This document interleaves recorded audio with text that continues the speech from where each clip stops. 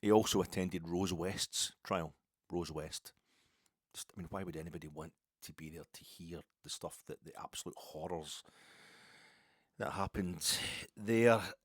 So that kind of the stuff that happened there fairly puts into perspective how horrible we've been feeling all week. But that it's difficult to describe a 48 and a half minutes that made you wonder if you had actually experienced the previous 48 and a half minutes. The contrast was so almost violent that you thought, I think I imagined that. I don't think that first 48, the goals, I had Chermiti having overhead kicks into the back of the net and then going pure Yelovich with the second goal he scored. I don't think that really, was this place bouncing or did I fall asleep and have some sort of episodes there? It reminded me maybe a bit of Captain Willard in Apocalypse Now. They come to get him. He's been on the R&R. I mean, he's basically suffering for PTSD, but he's completely and utterly pissed out his skull. So they throw him into the cold shower in the wee room that he's staying in Saigon. Yes, still only in Saigon.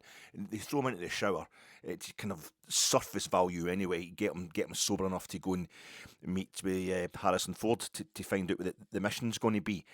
It's a bit like that, but that's one of the misconceptions about being hungover. I mean, we've all been that hungover. You have the terrible hangovers where no matter what it is you're doing the next day, it could be like the first night of your holidays, you get so brutally pissed, drinking the shots and all that kind of stuff, the Jaeger bombs and this. I've never actually had more than one Jaeger bomb in my life, I don't think. But you get so completely blasted that you really can't remember what happened a lot of the time, but your head's splitting, your body's just completely wrecked. You don't want to go out of bed, but at the same time you're having to get to the toilet a few times pretty rapid. We've all had that a few times, maybe some more than others. I've had it more times than I would care to admit, but recently, and for the most part, I would say that I actually quite like being hungover. If you don't have your work the next day, and that's the thing, it's your work. If you're lucky enough to have worked the Monday to Friday 9 to 5 routine, a lot of people can't get that, have to work all sorts of unsociable hours. But if you're lucky enough, as I was on a few occasions, to work the Monday to Friday 9 to 5, you get your work done, it gets to Friday, and you go out with some of your workmates or some of your pals, whatever. Could be the same thing, not mutually exclusive, and you get a few pints in, and it just, you time it. Maybe there's a few snacks here. No eating's cheating, but you get a few snacks in or something like that just to keep it sensible enough. You're emotional and you're giggling up. You're at that giggling stage, and you're kind of keeping the high going, keeping the buzz going, as opposed to getting a bit leery and all that towards the end of the night and starting fights and things like that. But it's if you keep that going, it's great. And the next day, the hangover's actually quite nice. If it's a Saturday and you don't have your work, or maybe you're just got to go to the fit bar or something, you're not doing anything too strenuous, it's not requiring too much brain power. I actually quite enjoyed a wee bit of a hangover the next day. It's like your body telling you, yeah, you chilled out. Yeah, everything's chill now. It's cool. You're just taking. It's a way of getting the week out of your system and just moving into a weekend vibe, ensuring that you do. Your body gets told it's time to relax. But on Sunday, I was hungover by half time. I was hungover on the football I'd been watching, and what happened there was I had to go back to my work. It's what people mostly talk about when they get hungover is having to go into what, like waking up. Used to go out for a midweek session, a cheeky wee midweek session, which I always found was the nearest equivalent in adulthood to be to the buzz of underage drinking. Going out during the week, a bit cheeky, a bit naughty.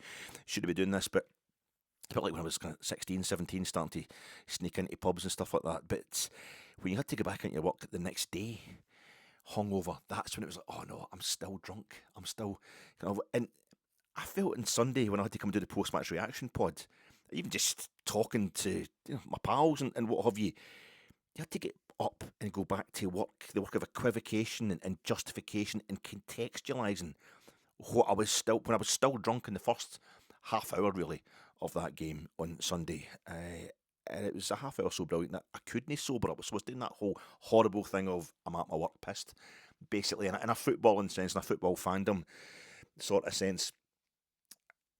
When Chermiti scored that goal, the world changed. It's everything's possible, and it was the way we started the game as well. Before the 8 minutes that led to that goal, it was like this is what we want from Rangers. I've seen this before, maybe not that kind of goal before. I've seen plenty of good goals, a few that are up there almost equivalent with that finish of Chermiti's for his first goal in that game. But it felt like everything was back to what we want it to be, the image we've been holding on to of Rangers not just since 2021, but since 2012, because we weren't in the stadiums for 55.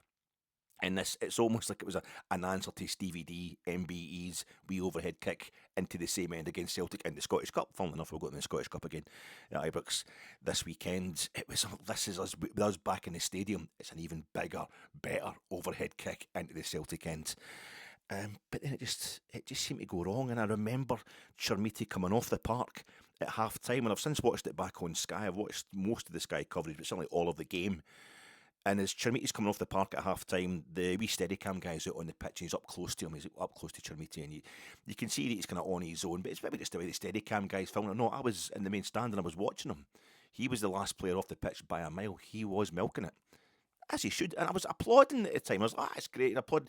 But I think in the back of my mind, I was thinking, no, get in the tunnel a bit quicker there, Youssef. I don't know if it's just play a bit of football. You know what it's like when somebody's getting in your face ahead of time. Somebody's getting a bit cocky ahead of time. But he's taking so much abuse. I think there'll be so much doubt about in the media. Maybe he's entitled to milk it a bit, but the game is still to be won. The game is far from over. And I immediately thought of Bobby Charlton talking about Real Madrid in the semi-finals of the 1967-68 European Cup. And I don't actually remember that. I was born after this. I wasn't born when Man United won the European Cup for the first time in 68, but the first time they got to the final.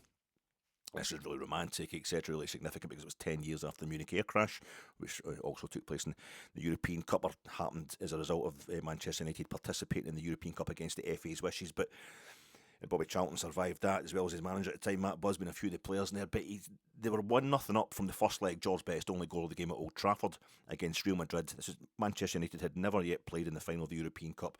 Real Madrid had won the thing 6 times. They won it in 66 for the 6th time. Little did they know it'd be another 32 years before they won it again. But they won it the 6th time in 1966, and they'd lost the final on 2 other occasions as well, I think, at that point in time. So they were really, when it went to the Bernabeu for the second leg, Real Madrid were 3-1 up at half time. So 3-2 up on aggregate. And Manchester United to come back to 2-1. 2-0 up Real Madrid. Man U had pulled one back shortly before half time. Real Madrid straight up the park and made it 3-1 before half time.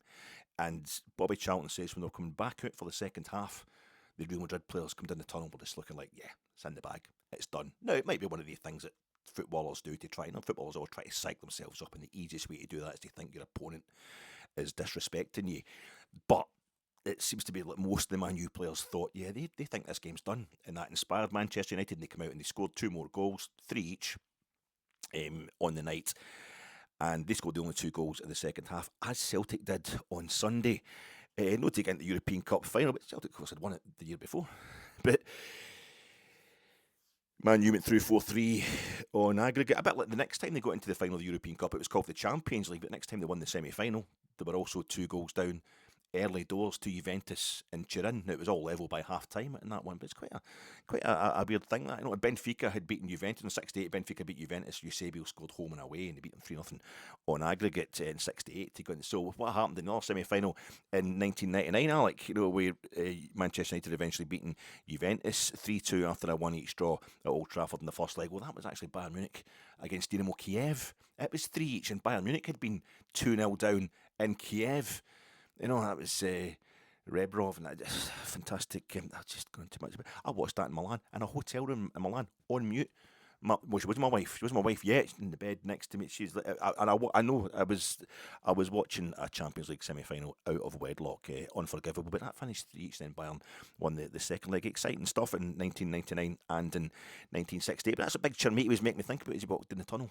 It's like, you're milking it far too early here, big man. And the speed, the slowness with which he was walking down the tunnel was reprised, and he was coming off for the Celtic end, and it was reprised at the Celtic end at the very end of normal time, as our players were far too slow getting in there to defend the rebounds. But we had a chance to make this 1989, April Fool's Day 1989 at Parkhead, where we won at Parkhead for the first time in 9 years, and I was there. This was the last component required for the Soonest Revolution to be completely working, because we still hadn't won at Parkhead since 1980, and this was I'd been going to most of our trips to Parkhead, and we got a few good draws over the years, but we couldn't win there for love nor money. And here we were, and it was the same thing. We were 2-0 up at half-time. Mark Walters was every bit as brilliant. We dominated them, blew them away. The same way we blew them away on Sunday just past at Ibrox. Mark Walters was as resplendent, as unplayable as Mikey Moore was on Sunday just past. And my mate turned to me at half-time and he said, they're going to come out and score in 47 and a half minutes and it'll be backs to the wall for the rest of the game.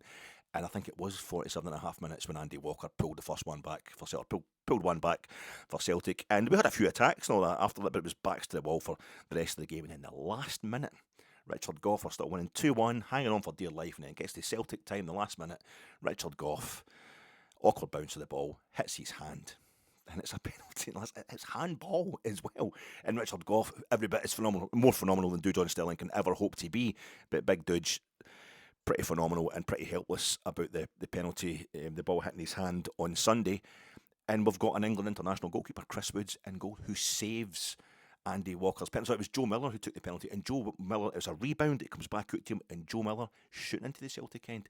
He just pulls his leg back, he's teeing it up, he's about to take the shot, and in comes Gary Stevens out of nowhere. And with an England international goalkeeper making that save twice on Sunday, and a bunch of other Englishmen on the pitch for us in blue in that game, and Gary Stevens just bust our gut to get in there and totally circumvent Joe Miller's rebound shot, and away the ball went, and Rangers win the game 2-1, and it just doesn't happen. I don't care if it's ugly, I don't care how you do it, you just never, ever surrender. Jack Butland saved penalties against Celtic before he scored a penalty against Celtic. You know, he's getting into Alan McGregor stuff when it comes to the penalty saves, as Jack Butland. You have to have that belief, you have to go, it might not have been tidy, it might not have been the flow that we were in the first half, but you have to be able to dig it out. We've got midweeks off now, and we can't win anymore since we started. That was a big thing. Oh, right, we're out of Europe, that's no very good. We don't want to be out of Europe, but now that we are, it's a team that's a new team, it's a nascent team. Maybe the best thing that you can get a whole kind of 7 days on the training pitch. They can get rest days. Now but we're getting less fit. We seem to be waning towards the end of the game. I think that's just the real exhaustion that we've probably been feeling. This tumultuous season, mental and physical, is getting a chance to take hold sometimes. Celtic are fading. They aren't fading, they should be fading. They're the ones that were in Europe, playing Europe midweek. You've heard this before in other news sources from your best pal. You know it yourself. I don't know if our nerves are that bad. Nah, it's just a new kind of gelling team. I think that's all it is. And a few aren't match fit. Match fit as in 90 minutes fit. I'm trying to find ways to kind of console myself about the way things went the other day. But I'm still at that point where it's so horrible, so kind of squalid. It was and I feel so bad. I felt so genuinely angry all week. I'm not doing that thing of writing us off. I'm not giving up in this season. There's a lot of people, right, don't give up. You know, it's going to be fine. I've been doing that all season. I've been doing that my whole life when it comes to Rangers. I've been doing that since 2012. We're going to get there. Don't worry about it. We're going to get there. Don't worry about it. It's hard to take, I know, but this one, we have to get it out of our system. It has to be said. You can't. I still think we've got a perfectly good chance of winning the title and winning the Scottish Cup and turning this season into a massive success. And I don't even think it's necessary for us to do that for the season to be a success. But if you can be 2-0 up and absolutely cruising and playing fantastically against Celtic at half-time, and then you give it away, you end up drawing the game, especially drawing it in the last minute, as we did, conceding the second goal in the last minute. Are you even a Rangers supporter if you don't feel the utter pain and genuine anger I felt over that game? I was going to say it's a bit like, when you get a chicken, like I say, I love my roast chicken. It's like having the roast chicken Saturday. You've done it 170 degrees for an hour and a half, whatever, depending on what size of chicken you're getting. You've done it to perfect. You've done the basting, maybe first one after 3/4 of an hour, then like every 20 minutes, and you get in there and you get the tin foil with 20 minutes to go. You get the tin foil over the legs of it to make sure they don't get too overcooked, and then you get it just done to perfection. It's sitting there all kind of golden and glistening, and then somebody comes in and just takes it away, and you've still got the knife and fork in your hand, but they take it away if you underneath and they replace it with a lukewarm vegetarian lasagna. It's that kind of feel. I was going to say it was a bit like that, what we set up in the first half and then what we ended up with at full time. But it was more like you'd had the skin. The crispy, slightly greasy, golden skin. The skin of a chicken is the tastiest bit of a chicken. but you enjoy it, particularly because you know you get the rest of the chicken to go. You do in my case, you get the rest of the entire chicken to go. I'm not this weight by a mistake. It's not by accident. It's I put a lot of work, a lot of money into it. But it's like I'd managed to have the chicken and like get the sustenance of the 2 goals, which proved not to be sustenance enough. Then the chicken, the rest of the chicken gets taken away. So it's this bitterness, this sweet feeling, the sweet taste is still there, but the bitter feeling of nobody able to go to town. You've only got the sustenance of the chicken skin. And it tasted so sweet, the 2 goals we scored. And maybe it's the chicken wings as well. Maybe we get to take the wings as well, because both goals were absolutely phenomenal from Chermiti. And then it's gone. But to make it real, to properly bed it in, to let it be the complete experience, it's just gone. The whole the rest of the chicken's been taken away from in front of you. We lost at home in the last Old Firm game of 2002-2003, and we won the title. We lost at home in the last Old Firm game of 2004 and 2005, and we won the title. So at least this time we took a point, despite being gutted in both those games. But both those games were over 20 years ago, and it was neck and neck with Celtic in both those games. We've still got Hearts to go in front of us. O'Neill's side are dropping more points now. Generally, they hadn't dropped any points up until I think the 2 weeks draw at Tynecastle under O'Neill. They hadn't, obviously they dropped plenty of points under Wilfred Nancy and under Brendan Rodgers, but you could look at it as Celtic also dropped 2 points on Sunday. Hopefully we get the chance to look at it like that, but it has put us third. The consequence of what happened last Sunday, it's put us third because Celtic won last night, but I'm talking Thursday night. Celtic won as expected on Wednesday night at Pittodrie. They're now a point in front of us. We drop into third place, but another way of looking at it is Celtic have drawn 2-2 at Ibrox and Tynecastle and still have both us and Hearts to play at Parkhead before the end of the season in their 4th and final meetings with both of us. We haven't lost any of the last 6 Old Firm League games, so there's still a chance to make a kind of era-defining change next Sunday and this coming Sunday and at Parkhead. We could, give ourselves the confidence to go and win at Parkhead in the league by doing Celtic damage, by putting them at the Scottish Cup on Sunday, and to go a whole league season unbeaten against them. Obviously, they beat us in this season's League Cup semi-final would be phenomenal, and it would help us bed in this new squad, this new era under the 49ers ownership. But it's the 3rd league game, the 3rd league Old Firm derby. This seems to be becoming the routine. Last season at Parkhead, we threw away a 2-goal lead. We're 2-0 up. Raskin and Diamandi put us 2-0 up in the first half when we went to Parkhead in the 3rd Old Firm League meeting of the 4 Old Firm League meetings last season, and Celtic brought it back to 2 each. Luckily that day, not luckily, but brilliantly that day, Hamza Eggman goes up and scores a winner for us. The season before was a 3 each draw, and I was in Dollywood. I was in my bed. It was like 6:30, 7:30 in the morning, 7 in the morning kickoff, I think, in Tennessee time. I was in the Dreammore Resort in Dollywood, Tennessee, and we were 2-0 down, and then 3-2 down in that game before. Fantastic equaliser in the dying seconds from Rabbi Matondo. So at least I've got to be present when there was a better goal than that scored. But that was the first Old Firm game I'd missed at Ibrox that you were allowed to attend. Obviously, I missed the 3 in the COVID season when the grounds were shut. And just like us to play Celtic in the Scottish Cup during the COVID season, so I got to miss 3 wins against Celtic in the flesh. But those were the only games, only Old Firm games I missed at Ibrox this century until it's my 25th wedding anniversary. It was just, this is something we're going to have to do. Going to have to go to Dollywood, have to go to Tennessee. We did that. And I'm in there watching it on my phone, and folk thought for my age I was going quite well. On 25th wedding anniversary, I was like, whoa, yay, wah! All the shouts not coming for the room, but we came back from 2 goals down in that game as well. So it seems to be a thing that happens. The season before that under Michael Beale, the 3rd Old Firm game, well, we were 2 goals down, we were 1-0 down. Tav equalises before half time at Parkhead. I think it was a free kick, wasn't it? Great free kick. And then we went 3-1 down the second half, and Tav, I think, at the back post header, and he brought it back to 3-2, but we couldn't quite get the other goal. So going 2 goals down, we've turned it back into giving away 2-goal leads. Maybe that's better, I don't know, over the course of the last 4 seasons. How you doing, folks? This is your Fat Eck.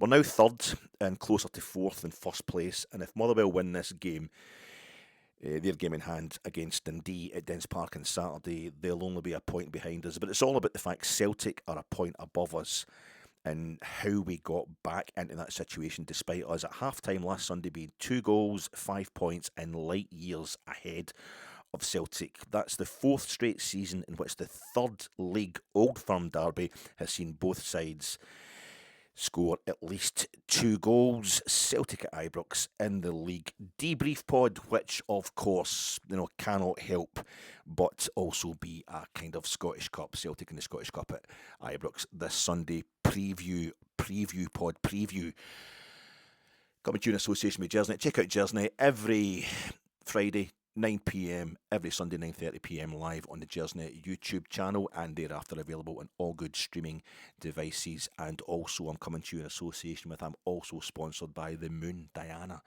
the goddess, the Roman goddess of the moon, Diana. She's also the goddess of the hunt. Atalanta's the Greek goddess. She's a huntress, Ladea. Atalanta, but the Greek, the Roman god is Diana, the moon. And have you seen the moon this week? Have you seen the moon this week? I mean, wasn't it too good? The day that the weather's gone back to being normal, kind of Scottish cloudy stuff, but Wednesday night, Tuesday night, you're getting to that point where you can go out for a walk in the evening and it's still daylight. 6, if it's a nice day as it has been the past couple of nights, kind of Wednesday night, Tuesday night, it's light until the back of 6. It's absolutely lovely. It's starting to feel like spring, but it's like the moon's having one last go, like a light bulb that's brightest just before it dies. It's the moon, the moon like, it's a blue moon, like the moon like a moon river, a river that's flowing. That game was like a flow that wasn't so much kind of coagulating as it was cauterized. It was brutally, horribly cauterized. It was like one of the old westerns where the guy he's got the bullet pulled out of him. They had to pull the bullet out with a knife and that kind of stuff and hit it with it. He's as much whiskey going into the bullet hole as it was going down his throat to kind of sterilise stuff and anaesthetise him. And he's waiting, I feel better now. Why you got that branding iron in the old campfire there, Buck? We're going to have to cauterise that wound. So the flow we had in the first half of that game on Sunday was just stopped absolutely horrifically. And the moon this week, I ended up at Balgrey again. They kicked off at a different time. I'm not deliberately trying to become a rugby union fan. I'm in Glasgow Hawks 2 weeks in a row, but they played at a different kick-off time. So it was even later, maybe because they know the nights are getting lighter. And when we walked down to Bingham's Pond, I come back and it was on again. It was again free for the last half hour, and they were scalping Jihad. So that involved St Aloysius getting a doing. So I was right in there to watch the last half hour for free, like the cheapskate I am. But the moon was out at the same time as the sun. They're doing the lineouts and the ball's going up in the air, and I'm watching the ball going up in the air, the lineouts and the big heavy guys getting lifted up, and I can see the moon. It's like they're trying to go up and take the moon out there because it's that way the moon's shining alongside the sun. And I'm hoping this is what Celtic are doing. It's that last, it's springtime. Springtime's coming, and the moon's having one last say. It's been dominating all winter, and it's just having one last say. I'm not going to, and I hope that's what's with Celtic on Sunday. It was like, we're just going to give you one last signal. We're going to have a final. You're not going to get away from us just yet. Just hoping they're imploding. I'm hoping they're carrying on with the direction they've been travelling in all season, which is a kind of fallen to pieces direction. That's just, they've got too many quality players and they've got too much, just that, we call it badness from our side, but if we were doing the same thing to Celtic, obviously, it's a bit like us beating them at Ibrox and then in the Scottish Cup semi-final in 1997-98, when they're about to stop us doing 10 in a row, they're about to win their first league title in a decade. But it's like we just beat them at Ibrox, then we beat them the following week at Parkhead, almost as a kind of get it ruined years, we're going to go down fighting sort of thing. I'm hoping that's all that is from Celtic, the moon just fading away. Aye. My name's Alec Anderson, caught by the fuzz. Well, I was still on a buzz in the back of the van with my head in my hands. It's like a bad dream. I was only 15. If only my brother could be here tonight, he'd get me out, he'd sort me out all right. I knew I should have stayed at home tonight. That was it. The horror came from the kind of horrifically jarring coalescence of surrendering a 2-goal lead with the ecstasy of how we got that 2-goal leads. It just, even if we were winning 2-0, but it'd be a bit unconvincing. Had it been that good, it's like, I can see where it's all going to go wrong here. I mean, I'm doing the thing about how Chermiti came off the park at half time. That's retrospect. That's total retrospect. We're blowing these away. This is going to be 4. This is going to be 5. And then it just went really, really wrong. I got to see that overhead kick. We all did. And I felt like that kind of made up for the fact that I wasn't at that Scotland. I've talked about that before. I wasn't at the Scotland-Denmark game, which is probably the best game that Scotland have had at Hampden Park in my lifetime. Because even in my lifetime, we qualified for 5 straight World Cups. Even though I was too young to really get involved with the first couple, kind of 74 and 78. In fact, my first ever Scotland game was qualifiers for the 82 World Cup. But we tended not to qualify at home. If the game where we actually qualified, or we qualified by not playing in the results in the other game. We had the 2 big game against Czechoslovakia in 74. But even that was just a 2-0 win. That game against Denmark, probably, and I'm gutted that as somebody who occasionally goes, I don't go religiously to watch Scotland, but I do like to. I went on about it in Sunday there as a distraction from having to talk about the game in my post-match reaction pod.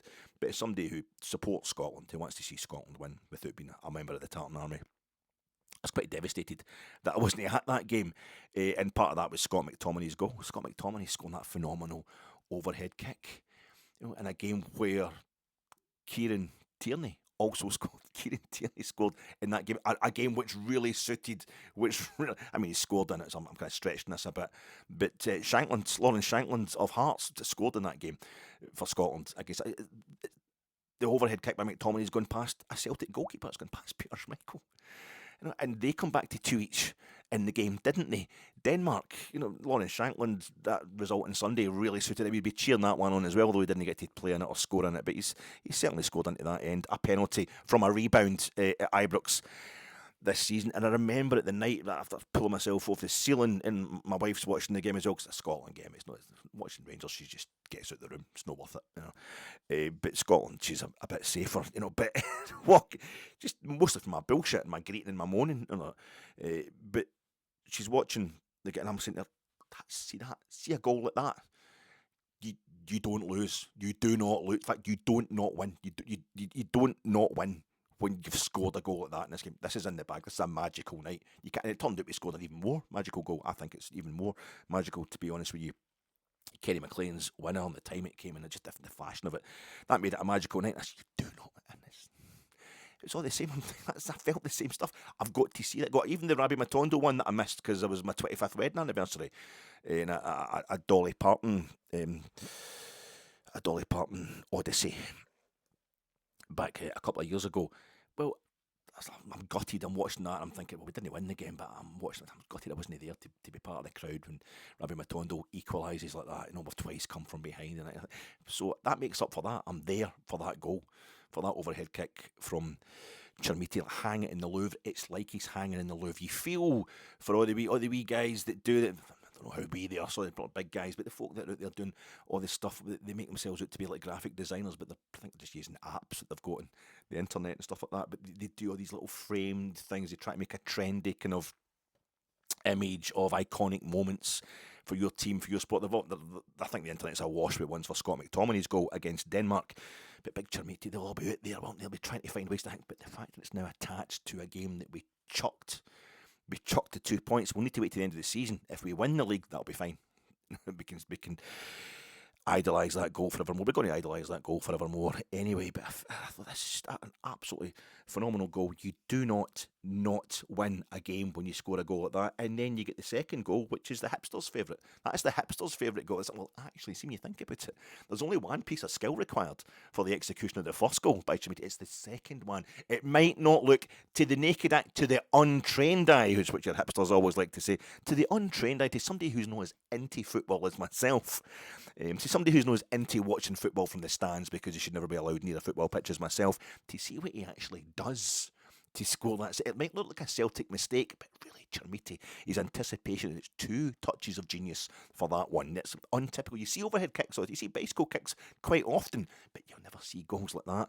The 2 goals, those 2 goals, and not win. I can't even say it. I can't even bring myself to say it. Celtic, they came back from 2 goals down against us. We gave away a 2-goal lead in the Sunday before that. We were the ones coming back from 2 goals down.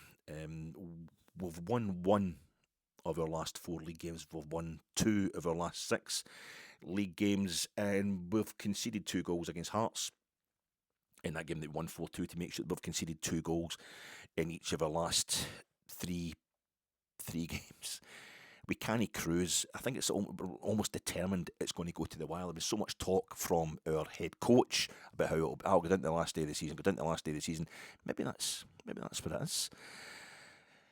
Manny Fernandez playing the ball in Nico Raskin's calves in that 4-2 game against Hearts. I feel as if that's iconic. That's a moment that maybe that game will sum up our whole season. That game itself will sum up the entire season. But I feel as if it's a great metaphor, that moment in that game where Manny Fernandez just plays the ball to Nico Raskin, who isn't looking, and we let Hearts score the first goal. It sums up the chaos of this season. It felt like that was the start. That was Russell Martin coming in and being a disastrous head coach at the start of the season. The way we gave Hearts an opening goal in that game, but the way we come through it, it was so spectacular. It was so breathtaking, and we lost another goal after that as well. So you've got to hope that this game against Celtic, but we still end up winning the game 4-2. You've got to hope that this game against Celtic, the way we gave that away, was a kind of, looking at the wider picture of the entire season, is going to work the same way as Manny Fernandez playing the ball off Nico Raskin's calves for the first goal that Hearts scored that day. Celtic are 2 points.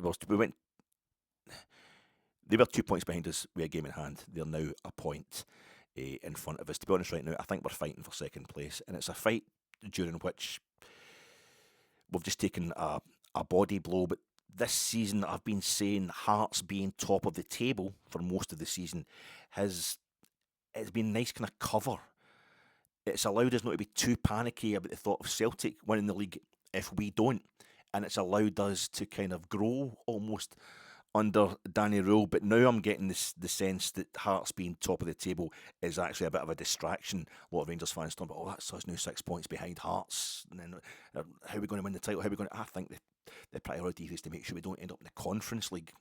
We're much more comfortable battling Celtic, I think, and we've taken a body blow in that respect. It's about making sure we finish above Celtic. For me, it's a disgusting kind of day. Which I just couldn't shake off. It was so awful. I didn't want it to fester. It needs exhuming. It needs exercising. It can't be exhumed because it's not died. The pain of what happened on Sunday really hasn't died within me at all. But it needs exercising. Whatever. It was bloody horrible to score a goal like that, 2 goals like that, and I felt as if when the second goal went in, I think I was already feeling it after the first goal. We're cruising so much. It looked like I was going to have to go to Morrison's on the way home to get some. I'd finished the Talisker on the Saturday night. There was only a few doubles of Talisker left, and that did me fine because I was up early, obviously, on the Sunday comparatively. But I'm trying to be a bit healthier. You know, I've got a 50th coming up at the end of the month, so I need to save my boozing for that. But it's like, I'm going to have to go home, and I'm going to have to go via Morrison's on my way home in the car and get myself some cans at least, because it was so heady that way. Like on holiday, this is why I'm glad I don't think I'm an alcoholic. Maybe the fact I think that this makes me an alcoholic. But I tried to avoid drink for. I'm about to say, I can go with the drink for months on end. That's the kind of thing an alcoholic would say. Most of this fat it's food. Most of this is food, but drink makes a serious contribution. But I feel as if I don't want to get too reliant on the bevy so that I can have it in those moments where you need it. I've just said I need alcohol on certain occasions. That makes you an alcoholic. But Rangers have a massive win, or something in your personal life goes really well. When you go on holiday, your first night of holidays, for some folk it's the airport, and I'm struggling as I get older. I usually like to try and keep myself a bit sharper in the airport. Not in case anything happens, need to get a bit sharper, but flights being changed or anything like that. But as I get more and more jealous watching folk just sitting getting absolutely wrecked. It's fine if I've got to watch Rangers and everybody's drunk and we're all kind of moving en masse into the airport and everybody's going to look after everybody else. But it's that going holiday to not have a drink. It's almost like you need something that lets your body know but that your body can make it real, can underscore it. Intellectually, you're thinking, yeah, this is great, the view is fantastic, I don't have any work for the next week or 2 weeks, but doesn't it feel quite real until I get a wee bit of a drink on, and that just lets it all bed in. You're like rewarding every aspect of your being. The last one, the physical one, it's like the high of your body comes up to meet the high that you're actually experiencing intellectually by being, and it just makes it all real. And I think it was what we were about to, what it looked like we were about to do to Celtic, what we'd already done to them through those 2 goals was so amazing looking that I'm going to need to get some bevy in the way home to make this. But what happened by the end of the game was I just felt as if I'd swallowed something that I couldn't quite pass, because I'd spent 48 straight minutes with my sphincter getting tighter and tighter like a fucking vice. But the anger, the rage, it wasn't even at Rangers. We're just a new collection of players under a new head coach and a new board. It was straightforward hatred of Martin O'Neill. It's no real hatred, it's cartoon hatred of Martin O'Neill. I don't know the man, it's a kind of cartoon villain thing, but seeing cheats and creeps win pisses me the fuck off. I don't mean that. I'm taking that. I don't really mean that. Here's my snagging items. For a change, I'll start off with, there's not a snagging item, but a boast. I didn't in my post-match reaction. But I didn't, did I? But I don't think I said a game of 2 halves. I didn't use the expression a game of 2 halves. That's the quintessential game of 2 halves. That's the cliche. That's the stereotypical game of 2. I don't think I said that. I don't think I said that at all. What I did get massively wrong though was I was talking about Mexico and Japan. I did this whole thing just to try and distract from the ambulance chasers, but it's just become a thing now, isn't it? It's part of the fun of the fair, where I obviously a Japanese international scores the equaliser for Celtic, and they had a Mexican on the part. I was trying to talk about how I'm not going to get to see Japan at Hampden because that's the night of this 50th that I'm going to. I'm 56. I'm not trying to make out that I'm only 50. Don't worry about it. I'm going to this 50th in Inverness. A very, very dear friend, so I'm going to miss Scotland playing Japan, and I will be telling them that I'll be writing that in their card. I hope you appreciate what I've done here. And they'll know how much it means for me to be there instead of getting a major tick on my anorak list. But I mentioned Japan were one of the countries like Mexico, who I've always wanted to see in the flesh. I've never quite got to see them, but you see them at World Cups. I'd love to see them. I'd love to see them in the flesh. But I think I said a wee line in my post-match reaction pod about how none of the 2 of them had won any major tournaments. I think I surely meant that they'd never won the World Cup or got to the semis of the World Cup. But what I said was they'd never won any major. Mexico have won 13 CONCACAF Gold Cups. They've been like the regional, like the Euros, as far as you're concerned. They're equivalent to the Euros. They've won that 13 times, and Japan have won theirs 4 times. The Asian Cup, they've won that 4 times. I think Mexico won the Confederations Cup, which is, you can't call that major, but it's a major achievement. I think Japan have also played the final of the it's Mexico. Mexico, sorry, played the final of the Copa America, but I think Japan played in the Copa America as well. I think they invite somebody along to make up the numbers every now and then. The CONMEBOL. So yeah, they certainly have won the major international tournaments. Fair play to Luke Shanley. This is kind of a snagging item because I was bitching at the end of my pod, really upset, just giving I bet Martin O'Neill's not going to be talking about VAR being a problem. He'd done the whole pressure and the football authorities thing after Trusty was sent off against Hibs the previous weekend, an incident that VAR spotted when the referee hadn't. But fair play to Luke Shanley of Sky. He did ask Martin O'Neill right at the end of his post-match interview on Sunday there in the Ibrox tunnel if he was okay with VAR this week, and O'Neill got all kind of semanticy about it. He said that the referee versus Hibs at Parkhead the previous Sunday had spotted the Trusty incident, but was told by VAR to see it differently. Well, so was Brother Beaton on Sunday there. He didn't spot Dudon Sterling's handball and was told he should have spotted it. He was told that it had happened, so he was being asked to see it differently. In both cases, VAR was absolutely correct. Here we creep. Moral cheating, harassment, bullying, pressure, coercion. That's just a cartoon. I'm only kidding. I don't really have a problem with Martin O'Neill much. But Danny Röhl, his snagging item, one of many he might have had after that game, according to a lot of Rangers supporters. He said Celtic were lucky. He kind of slipped it in there. That's entirely wrong. He kind of straightened it up in the presser after that but perhaps he kind of mistranslated it for the German. I don't think so, but we shouldn't ever try that patter. It sounded bitter, churlish, and obfuscatory. We don't do that at Rangers, and we just did. Do you know, I think Celtic they're probably going to win. The feeling I have just now, I'm so depressed this week, is that Celtic are going to win 6-2 at Parkhead against us in the remaining Old Firm League game. Martin O'Neill, he'll get to end his, unless he comes back next season. You never know, they might not have any better options. But to be fair, he's proven that there aren't many better options than a man, and he's getting towards his mid-70s. But I think they're going to win 6-2 at Parkhead to see off Martin O'Neill in exactly the same way he arrived at the Old Firm dynamic back in 2000 August 2000, I think, that game. So we've got to win the Scottish Cup game on Sunday to ensure we at least split the Derby honours this season. But this is not the preview per se of the Scottish Cup game this Sunday. Let me tell you a wee joke about 4 Englishmen, a Scotsman, 2 Danes, or was it 3 Danes? Dane Murray, 2 Belgians, a German and a Portuguese. I watched the game back, didn't I? I watched the game back on Sky, so you didn't have to.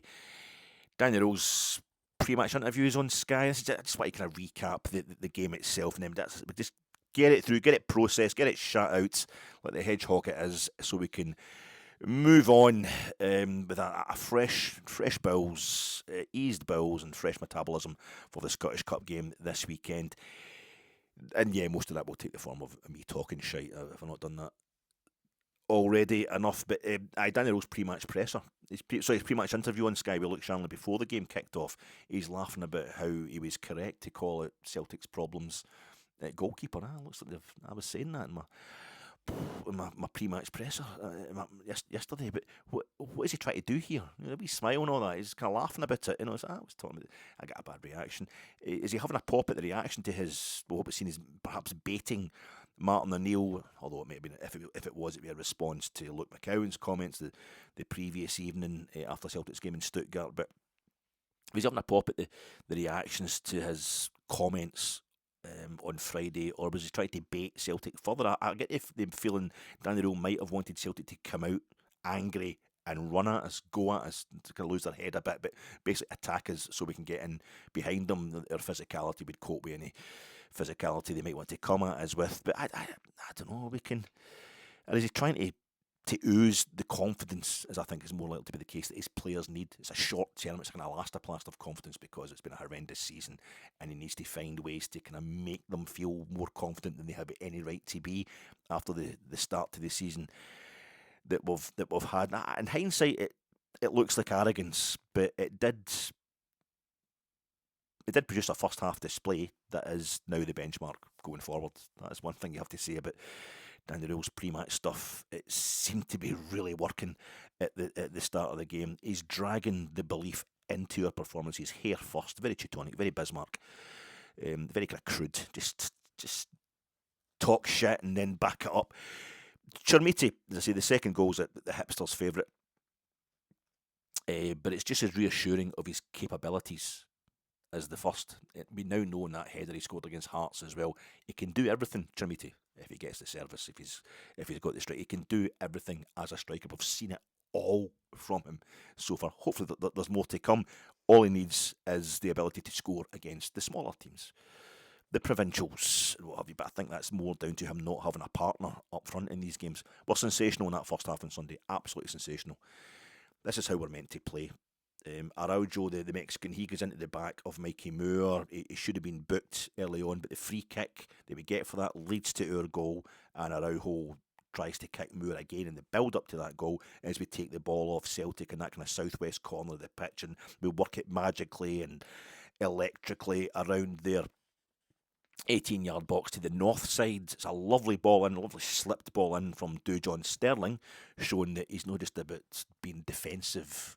Dujon Sterling, his athleticism through the whole course of that game was phenomenal, as well as his defensive capabilities. He maybe can't replace Tav when it comes to the consistent level of passing and crossing and goal scoring, particularly penalty taking, but he's not just a defender and no more.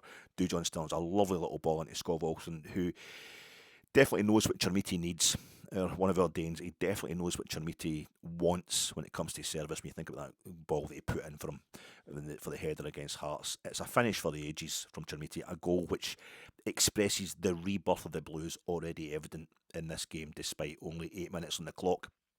We're a proper Rangers team in a proper Ibrox atmosphere, taking it to the level everybody's wanted for 14 years now, but it's only seen once, and that was on telly. But because it was during the COVID season, that's the only time the team have looked like we wanted Rangers to look like since 2012.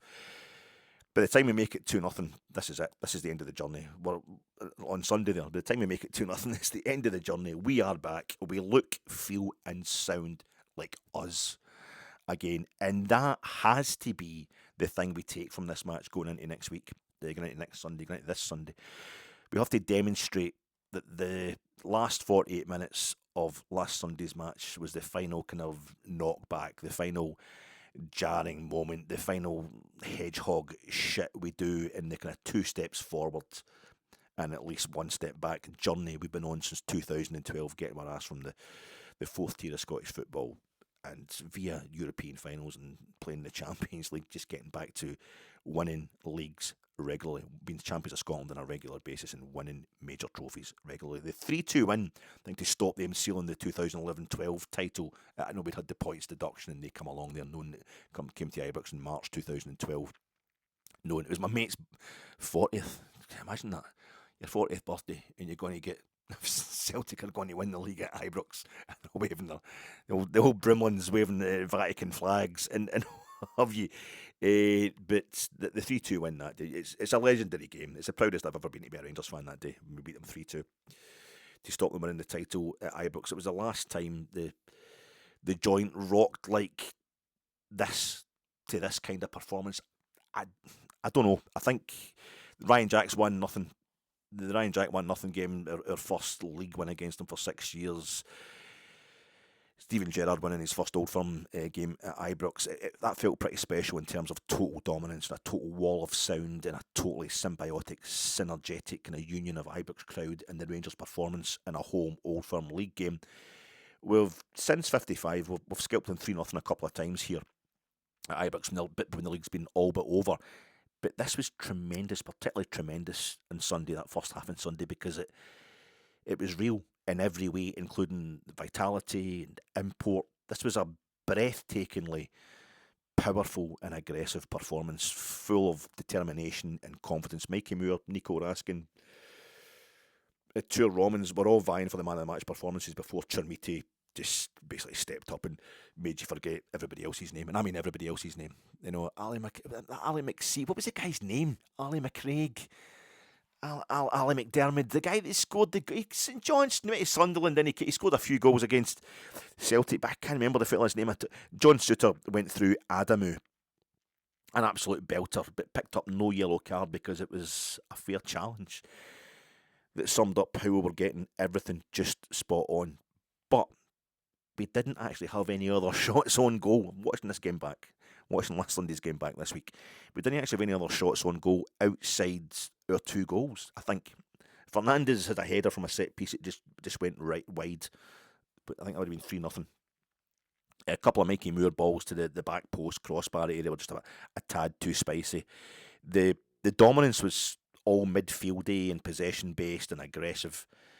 If there was any time or aggression, we were dominating the aggressive side of the game. If there was any one sign it would go wrong before Chermiti took too long getting off the park at half time, it was Chukwani pulling out of a 50-50 with Oxlade Chamberlain around about the 38-minute mark. I remember watching that at the time in the main stand. Just what the fuck? And they thought, we're 2-0 up.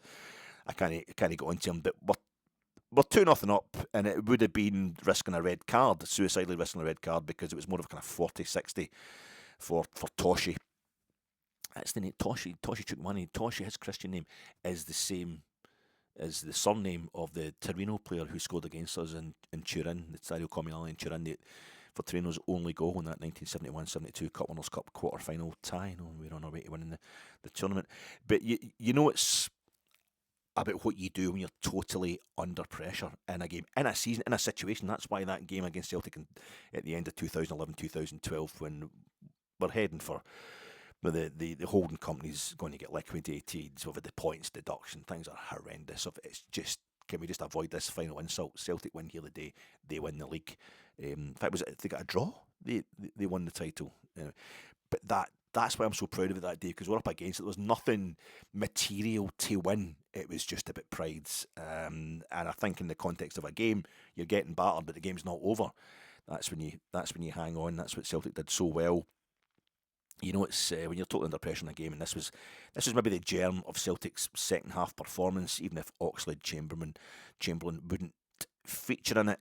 At half time, I was watching the half time patter back on Sky. Neil Lennon, he's, for somebody who's such a son of Martin O'Neill when it came to being completely inflammatory and dangerous almost in the way he conducted himself in Scottish football. And don't just, we're all bigots, we're all biased against him because of his religion, etc. Supposedly, you know. I've met Neil. I've offered to buy Neil Lennon a pint. I've been in his company, drinking. A friend of mine's Celtic mad, and he knows Neil Lennon, and he came into the same pub we were in, and it's just one of these things. And this is, he's such a generous, honest. But I think big. Oh God, James Charlie Nicholas. This is terrible. I'm getting worse with these podcasts. It's definitely an old man thing. I couldn't get Ross McCausland's name a couple of weeks ago, and this is a guy. He's obviously he grew up in the Celtic youth system, balder than I've ever been. I think he's in the Queen's Park coaching staff. He was a Queen's Park manager, Queen's Park assistant. He's part of the coaching staff when he came to Ibrox the other week. Phenomenal centre half for Dundee, Morton, and Partick Thistle. Oh my God, Jim, he's pals with Charlie Nicholas. He played in the 80s. He was manager of Falkirk, maybe. Did he manage Dundee as well? Anyway, when he was manager of Morton, he was square going Neil Lennon. He was wanting to batter Neil Lennon in the side of the park at Easter Roads after some of his antics. But he's such a nice guy. I think Neil Lennon, it's a fit, but it does this thing to him. Jim, this is absolutely disgraceful. It's one of you guys I'm always... Sometimes you get into it, especially during an Old Firm game, you get that, I hate everybody at Celtic, and you've got to have people you can just think, no, he's lovely, he's a nice guy, he's a great guy, he's a total gentleman. I know you're shouting at the screen. It's so embarrassing. That's knocked me sideways. I think I'm definitely getting a touch of the old dementia there. But I knew Lennon, he was really generous, honest pundits. He was slating Celtic at half time in that game on Sunday, but he couldn't praise Chermiti's finishes enough, and he started calling them Larson-esque, which is a hell of a compliment. Take that one, Neil. Thanks very much. He's talking about John Shooter going through Adamu, saying that was a moment. That was a key. That was really typifying how they could. Jim, it's really bothering me. 2016 Scottish Cup semi-final. I remember that as well. Neil Lennon was on the coverage. Get back for that game. We beat Celtic, obviously the only time a lower league side has won an Old Firm game. And get back for Hampden eventually, and watching the coverage back, and Neil Lennon's at half time. And I remember him saying, am I watching Rangers here? Am I watching Barcelona? This is amazing. This is when Barcelona did the whole ticky-tacky thing. But he's just a very lovely guy when it comes to... He's a very honest as a pundit, just as a manager. Second half, Celtic made 2 subs. At the time, I only remember them putting Hatate on for Oxlade Chamberlain, probably because he had such a massive influence in the game. But they'd actually brought on Tenecti, of course, as well. They brought him on for, I think it was Adamu, and they let Maeda get away from Dujon Sterling, who had him in his back pocket, and he played through the middle as a striker. And that's just one of those little moments where the problem started happening, and then McGregor was suddenly getting a bit more space again. But it just... We started the second half as if nothing had changed. I was steamrolling them, pinning them into their own box. I love it when we're steamrolling Celtic into the Rangers end as well. You can just see Rangers supporters and that. It's like a little corner, but obviously there's about 40,000 folk there. It just feels like we've got you in our vice. We really didn't. Romans has that miss at the back post, which I didn't even think was much of a miss at the time. He's kind of stuck between cutting it back and shooting, but nobody's caring. There could be another one along in a minute, another chance along in a minute, but there isn't. That was it. Ian Crocker had said we'd already mentioned the thing in the first half about Ali McCoy. As soon as Chermiti get 2 goals within the first half hour, such goals, he was talking about how Ali McCoy was the last Rangers player, as we know. We've known for far too long. It's 40 odd years now since Ali McCoy scored a hat-trick in an Old Firm game for Rangers. Been more recent ones for Celtic. But then he mentions the fact that no Rangers player scored a hat-trick in a league Old Firm game for Rangers since Johnny Hubbard in 1955. Must be a non-Scot thing, you know. Big Chermiti is going to be the next guy to do it. A South African and a Portuguese, and we've got the whole half to get him that hat trick. You know, 55 Johnny Hubbard, 56 Big Chermiti. You know, he's going to be 56 incoming. Scales launches it long in 47 minutes 32 seconds. I took a note of this watching the game back. 47 minutes 32 seconds. Liam Scales just launches it long for Celtic. That's it. That's the moment. From that moment onwards, Tierney fouls Scov Olsen deep in our half as a result of that, and John Suter launches it up to Chermiti. It's a free kick to us. He launches it back up to Chermiti. I think he challenges the header, maybe gets his head on the header, contests it, but doesn't land our way. And then Yang has the ball for Celtic high on our left-hand side, and he gives it away, and Chris Sutton is in the middle of slagging Yang for surrendering possession so cheaply when he's forced to say, good recovery though. Good recovery, you know, when Yang chases back, tailwind back off Mikey Moore. Good recovery, yo. That's it. Yep, that good recovery though is definitely that's the moment Celtic's good recovery properly starts. Them's the acorns from which it all starts going wrong for us. That is the end of our kind of attacking involvement in normal time. We don't really pressure Celtic at all properly until injury time when it's 2 each. They win a corner a few minutes after Yang recovers the ball back from Mikey Moore. It comes to nothing. They then try to play in Maeda and it runs out for a bye kick. But that's it. They're in our half now and they don't really leave it until they get their point. 54th minute, Jack Butland hits his first poor kick. Chermiti has the poor back heel layoff deep in Celtic's half, and Celtic have their first shot on target and a corner. And the crowd start giving Rangers some jip, and Celtic get the few corners that lead to their first goal. We collapse. McGregor is in acres of space at the edge of our box now, just playing everybody in, prompting attacks for Celtic, the very thing we should never let them do. It's a brief rally for a few minutes from us, but we can't get into their box anymore. The 64th minute, Diamandi comes on for Nadiri, and I don't think it was too late. Having watched the game back, I don't think it was too late to make that substitution. It wasn't too early either. We'd no grip up top anyway by this point. Even when Nadiri's still on the park alongside Chermiti, this whole thing about we need a striker to be playing. We gave it up when we left Chermiti on his own up front. We'd already been giving it up, even with Nadiri. So Nadiri clearly not fully fit yet, which is still a concern, but he's getting there.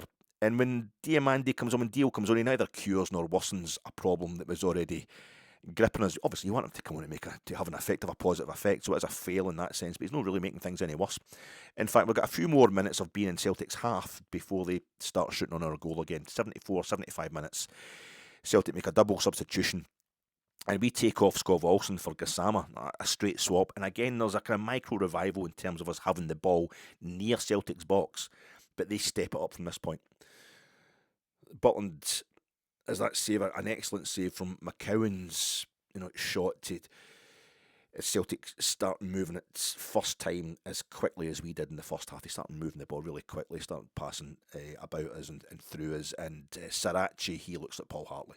The guy they brought in at left back, he looks like Paul Hartley. I don't think Paul Hartley ever played left back, but he's that saying he doesn't look right in a Celtic strip. I never thought that's what's doubly weird about it. He looks like Paul Hartley, but it also makes me realise that he looks like Paul Hartley because neither he nor Paul Hartley looked as, and Paul Hartley was Celtic daft. We know about that, but they just didn't look right in a Celtic strip. That's weird. I've got an idea of what Celtic players should look like. What's wrong with me?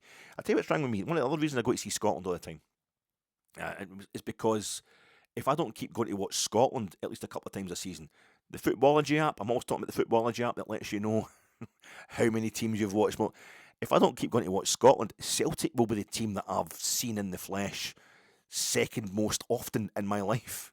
It's just, I mean, that's one thing. If you're a die-hard Celtic fan and you go to other games home and away, the team you've seen most after Celtic will be Rangers in terms of club football. It's the same.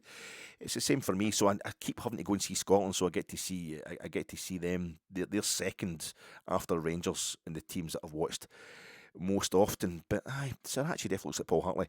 We've got a half chance from a corner in about the 85th minute. And on comes James Forrest, Celtic's very own Sandy Toksvig. His head's down there in his shoulders. And I tell the bloke next to me, it's going to be Forrest. It's going to be Forrest, who I once saw score a hat-trick against Israel. He's going to go down our left-hand side, stream down our left-hand side to equalise. But instead, he puts in the ball, the cross, which sets up Maeda for another header. This one is absolutely unmissable, and he misses it by putting it onto Dujon Sterling's arm, and from there it hits Jack Butland's face. And from where I was sat in the main stand, I had to ask my neighbours, was that a save? It looked weird. It just let the ball come bouncing back as if it hit fresh air or something. You know, just... what do you call it? It's the Alien versus Predator. No, the Predator makes himself invisible. It's like that kind of thing. It's the ball come back after Predator. I always knew it was a blue nose. But no, it wasn't. It was a save by Butland, but it wasn't 100% intentional. It wasn't straight from Maeda. Two Japanese Celtic players are closer to the second rebound than any of our players. Run into the box. Run into the box. Start your run from 4-5. I don't know how many yards you need to. You're an athlete, Mr. Rangers player that I'm talking to. Generic Rangers player. Start your run from outside the 18-yard box to make sure you're just hitting the box as their player hits the penalty, and then you're in there with a head of steam for any potential rebound. You know Jack Butland's get a more than 50-50 chance of saving it. Start outside and time it so you're sprinting into the area as the penalty is kicked. Gassama and Sterling at least are in the box when Jack Butland saves it, I think, for the second time. Romans and Fernandez, a few others, just keep kind of stopping. Just keep stopping the run into the box every time Hatate goes to hit it for a second time. And then a third time. You know, they're expecting him to score the first rebound. They expect him to score the second. What's the point? I mean, it's criminal. Criminal negligence. We dominate injury time, and it's just as well, because that way we take the point. But Raskin could have let Mikey Moore go clean through into the box. I don't know. This is something that I didn't notice at the time, but Scotty Arfield points out in commentary that there's a ball running through and Nico Raskin takes it into his feet and tries to kind of put his back into somebody and get us into the box. But if he'd stepped over it, the idea is it would have run through to Mikey Moore, who would have been clean through in a little corridor right in front of goals. I don't know how much weight was on the ball, though. I can't quite judge if that's the case. In the last seconds of injury time, Nico Raskin is fouled in the box by Araujo as he's trying to make a wee overhead kick. It's a kind of incident that's never going to get us the penalty that it absolutely was, not when Martin O'Neill was already running into our technical area to claim we're moving the spot that a free kick should be taken from. You know, it's injustice. So Araujo then carries on where he left off, the kind of Mexican boxer stuff, you know, the wee Central American bantamweights, perhaps bantamweight.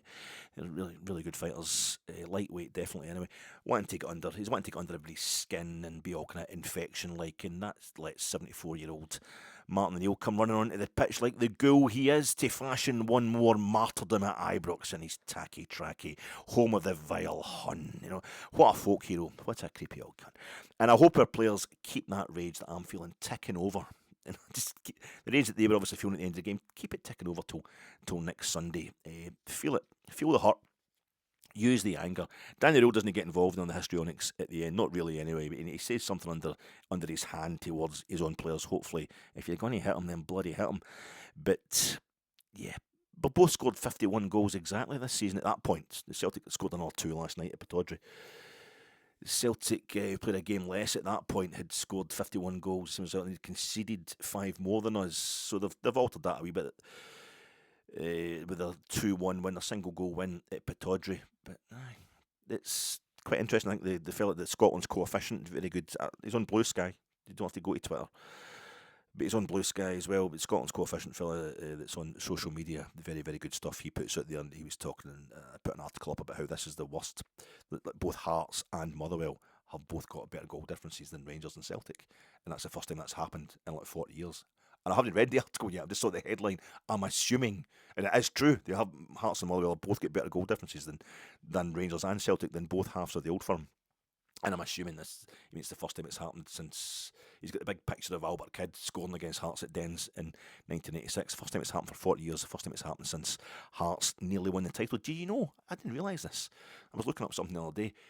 At the beginning of that season, 85-86, where Hearts lost the league in the last day of the season by losing at Dens Park, and Celtic were able to pip them on goal difference because they won, was it 5-0 or 5-1 at Love Street simultaneously in the last day of the season. It seemed kind of impossible at the start of the day, but it happened. But earlier that season, Hearts didn't start the season too well. I remember us beating them 3-1. Ali McCoist and Sandy Clark get sent off. Ali punched Sandy Clark. No, the guy that helped him set up that last hat-trick scored. Maybe that's what jinxed it. The last hat-trick scored by a Rangers player in an Old Firm game. One of them punched the other one. No, Sandy Clark was getting up there and he nodded the one. The one that Ali didn't score for the penalty in that League Cup final was Sandy Clark got up and nodded it on to him, didn't he? He set him up. Maybe that's what's jinxed it since then. No, they broke. They've got to get back together, maybe get married or something like that, Ali and Sandy. I'm sure they're still good pals now, but we beat them 3-1 that season. Hearts started that season poorly. We started that season brilliantly and ended up having our worst season ever. Hearts started it really poorly. It was only their second season back in the top flight and nearly, they were one game away from winning the title. But at the start of that season, they lost 6-2 at Love Street. Hearts lost 6-2 at Love Street in the league at the start of that season. So it was actually St Mirren. We all think about Dundee and Albert Kidd's 2 goals, but St Mirren really did the damage both ways. They helped single-handedly swing that goal difference. It's a whole campaign. I'm not saying Frank McGarvey wasn't trying to score against Celtic and got 15 goals against Hearts that season, and that's just bitterness. But aye, it's not too good either of us in terms of the stats this season. Danny Röhl's post-match interview on Sky is very low, kind of mumbly, a lot of paraphrasing of the events of the actual game, really just describing the action. But he said we weren't clinical enough in possession in the second half, that 2-0's a difficult half-time lead. It can be difficult if you don't go there and administer it properly. He made the substitutions to try and get back in the middle of the pitch, to try and get back, to try and retain the middle of the pitch, regain the middle of the pitch, we were surrendering in the course of that second half. And a couple of times he mentioned luck, good for Celtic, bad for us, their late penalty. His young manager is bitterly disappointed as his younger players, but I'm not keen in this kind of patter beyond the dressing room. It's Celtic patter. They were getting into our box much, and I mean that like it suits Celtic's idea of themselves. You're jammy and it's a conspiracy and that kind of stuff, and we've discussed that previously. Why? But it is Celtic part of that. We don't want to be doing that kind of stuff. They were getting into our box much more regularly in the second half. Nothing's lucky about that, Danny. Celtic were getting it, and they were eventually getting something from it. It was almost inevitable. Yes, we were robbed of at least a free kick in injury time at Livingston last week, but there was nothing unlucky about Celtic's penalty on Sunday. I'm talking about Danny Röhl. Did we comment about the VAR? You just want it to be consistent, and it's gone against us both ways. In 2 games in a row now. This is the lazy kind of obfuscatory assumption that it's VAR giving you the red cards and giving you the fouls. It's the rules. It's the rules and the laws of the game that are giving all these things against you. VAR's just there to spot them if the referee on the pitch doesn't spot them, and the protocols get in the way of it as well. His pre-match presser. Sorry, post-match presser. We've already discussed his pre-match pressers. He's then gone from the tunnel talking to Luke Shanley and into the press room where he's maybe calmed down a tiny wee bit, but he's definitely unhappy, as Danny Röhl, as he should be. He refuted claims that we've got a mentality issue, that Chermiti needs to have a strike partner if he's to score versus the so-called provincials. It seemed like he just felt, Danny Röhl, that Celtic were jammy, while obviously he felt Celtic were jammy. He's really resenting it while knowing it's on us, while knowing the surrender of that 2-goal lead is totally on us. He kept referring to Celtic as them. I've never heard him use the word Celtic. Maybe this is something he does this with all opponents. But it lends itself to the feeling that our entire coaching staff and the playing staff just physically hate Celtic, and that's okay because that's what we need right now. That's what we need, is we're still trying to come up. But it looks like we also need the good players we have to be fitter, and the fit players we have to be gooder. And Connor Barron back as soon as possible, and Tav's leadership skills were also missed far more than his defending, I know, but it's perhaps the armband is what makes a Ranger defend badly these days. I mean, John Souttar was phenomenal in that first half. Phenomenal. In the second half, he just starts kind of going to, he was partly liable for the goal, the late equaliser we conceded against Motherwell, and he was utterly liable, more liable than anybody else, I think, for the 2 goals we conceded to Livingston last week, certainly for the free kicks that led to them. But yet there's no getting away from the fact he was immense in the first half. So this is leading to all these questions about last Sunday, surrendering that 2-goal lead, just going from playing so brilliantly to being unable to stop Celtic clawing their way back into the game. Is it a mentality issue? That's a big one. You'll be hearing that all week. Is it mentality? Is it mentality? I think as fans, we always think the game is straightforwardly about bottle. It's just about bottle, especially when we mess up. You've bottled it. It's it's there for all of us. It's quite comforting in some ways to think that's the case. I think the game management is affected by poor form, by patchy form, from key players. Butland's kicking, Suter's positioning, Raskin's passing, it all got bad in the second half. I think it's mostly fitness and skills. If you're talking about mentality, we were trailing twice to Hearts in the first half. And Hearts are, their favourites to be champions now, I would say. So we're trailing twice to them, and we still come back and beat them 4-2. All those games we played over even though it was terrible to be in a situation where we are 2-0 down at Livingston, we were 2-0 down at Livingston as we get into the last 8-9 minutes of normal time and come back to draw 2 each, and could have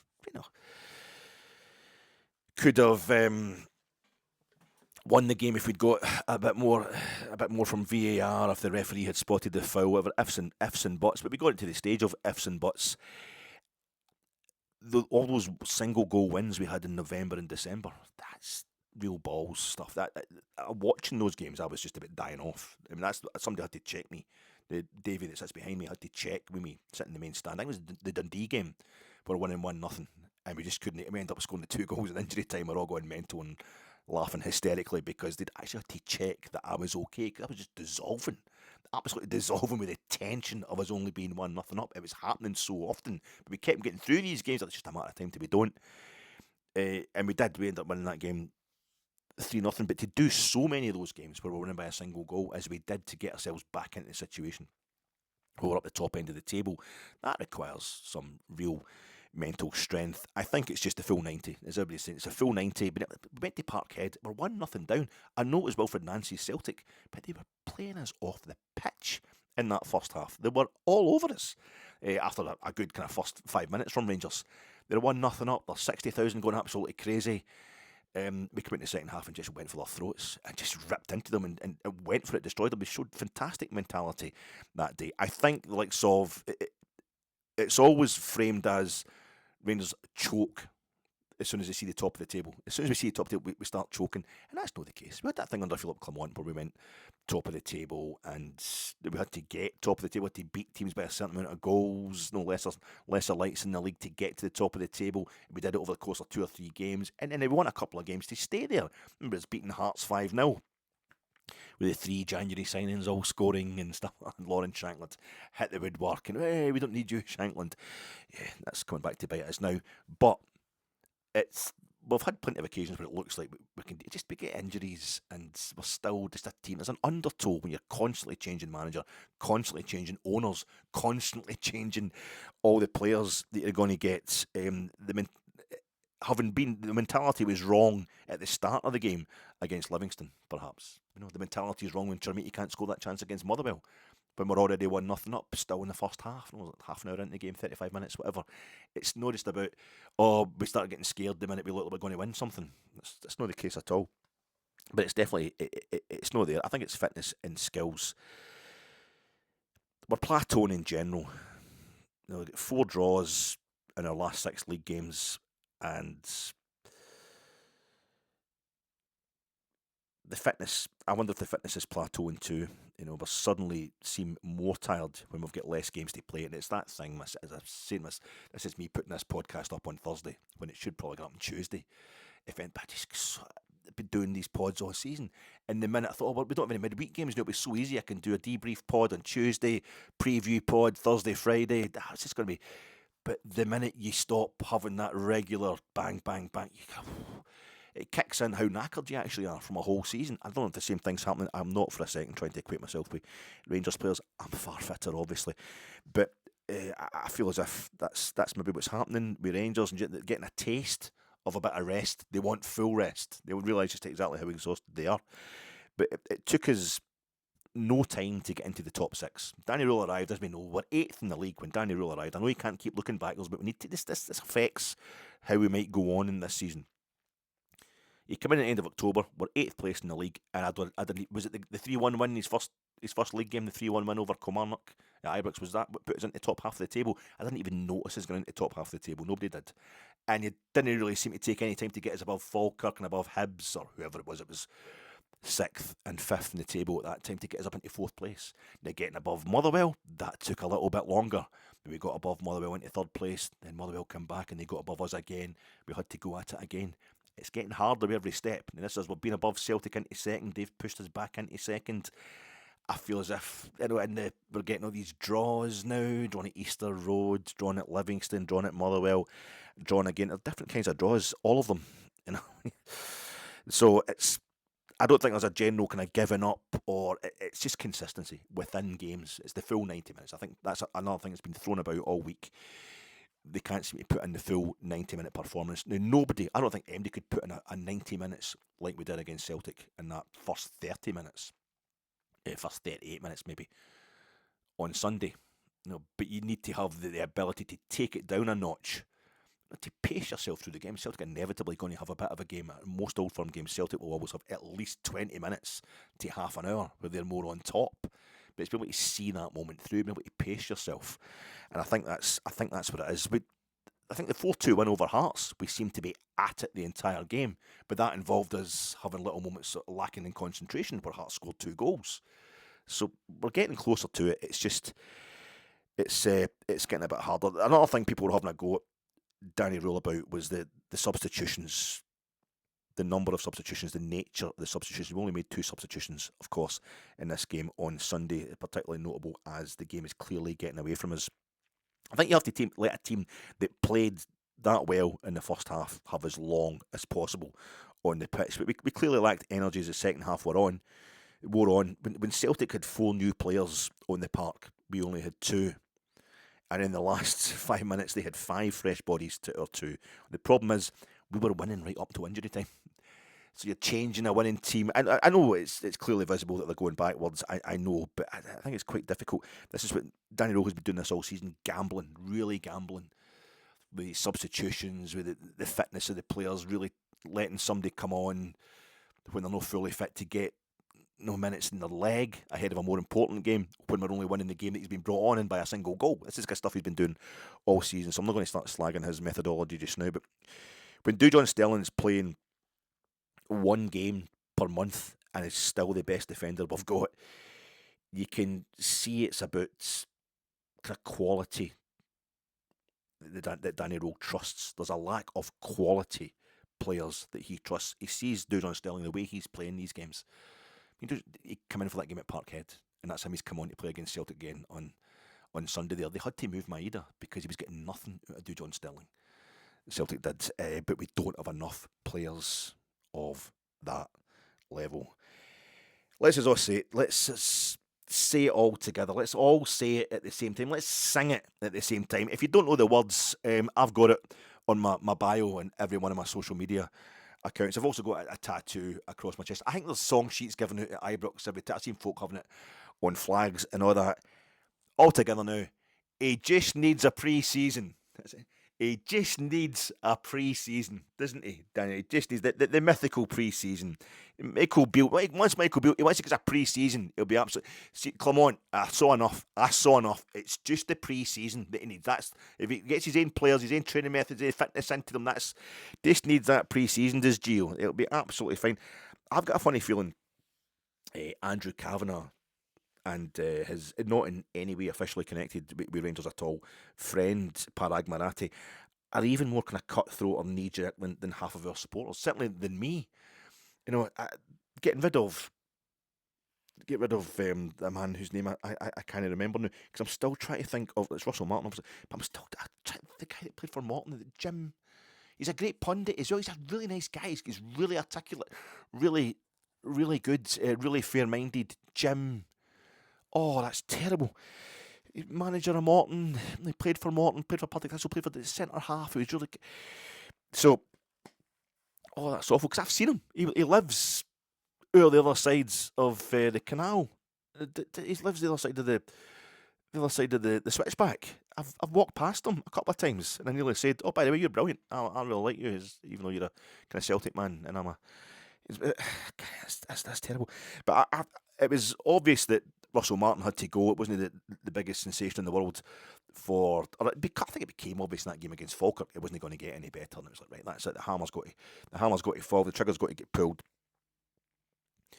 When Marat and Kavanagh sacked Russell Martin, but I felt as if the sacking of Thelwell and Stewart, you're a director of football, or sporting director, and your chief executive, as much as they were needed, and as much as certainly Kavanagh and Marat took their time and made sure it just obviously sorted it, just got their ducks in a row and found out exactly what was going on, I still felt it was pretty merciless. It was needed. It was required.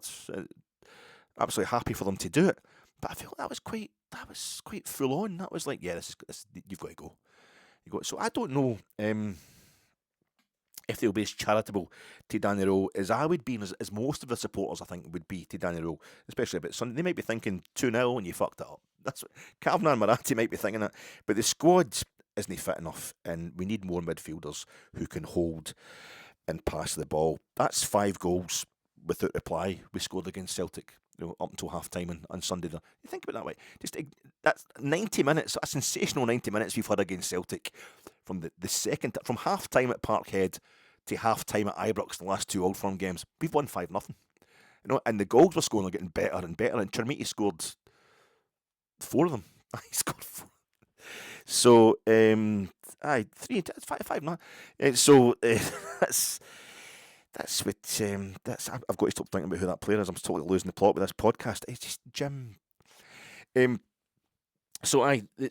scored 5 goals against them in the space of 90 minutes. It was two different games. We've won 5-0. The Celtic they've beaten us 3-0 in the halves of football either side of those 2 halves that I'm talking about. But I still back us today quite well over the course of the season. I think Celtic actually, that's the first time they've scored twice against us in a single half this season, isn't it? Because we drew 0-0 at Ibrox in the first Old Firm League game this season.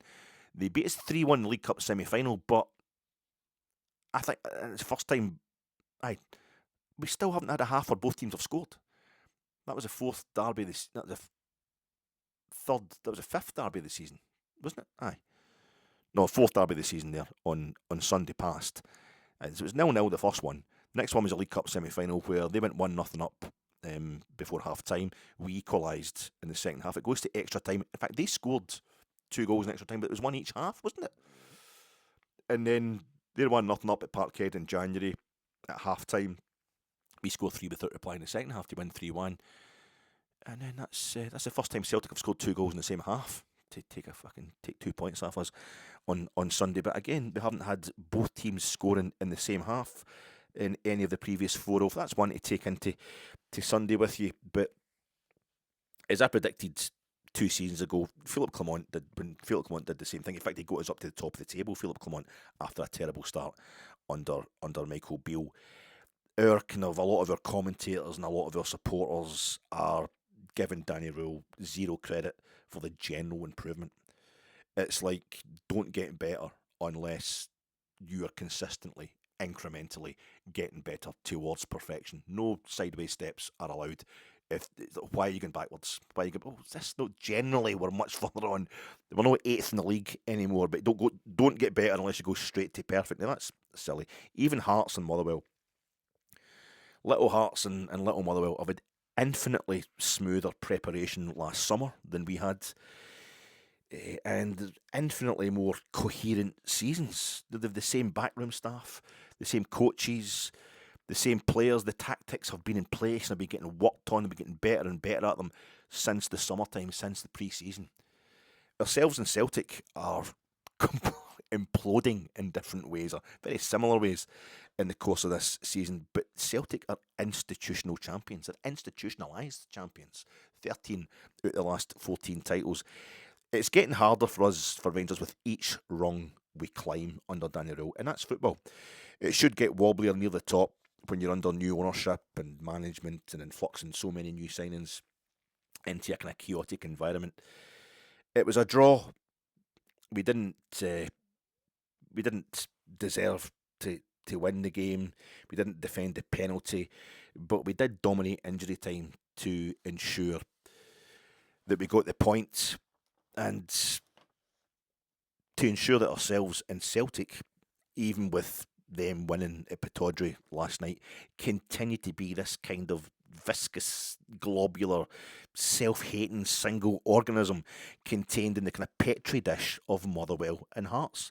The whole world is watching to see what they can do, is what Hearts and Motherwell can do with the Old Firm. And we're so busy, the Old Firm, we're so busy being the thing that's being studied, the germ from which two clubs, the one who last won the title in 1960, the other one who last won it in 1932, can produce an antidote worthy of the Nobel Prize for Science and the Nobel Prize for Peace, that we don't realise all we did last Sunday, the Old Firm, was keep ourselves, maintain ourselves, as the mere detail that helps create a far bigger story. This Sunday, one of us will kind of break out of this season's containment ever so slightly, but by the end of this season, it may become apparent that the only way either of us, either of the Old Firm, could finish second in any of Scotland's major competitions this season was by playing each other in the semi-final. And the only way either of us could reach a second semi-final was by drawing each other in the quarters. I'll talk to you again much more briefly before Sunday trips.